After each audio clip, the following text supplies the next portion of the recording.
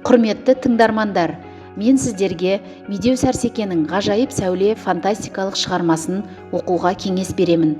Медеу Сәрсеке қазақ әдебиетіндегі ғылыми фантастиканың дамуына өз үлесін қосқан алғашқы фантаст жазушылардың бірі.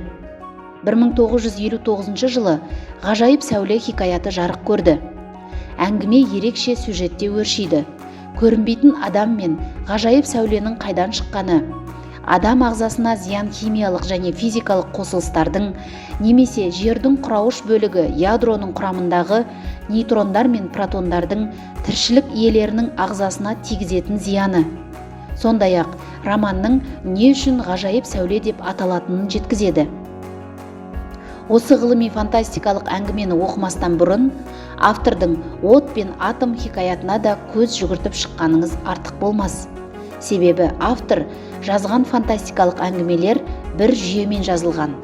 Бір әңгіме екіншінің жалғасындай.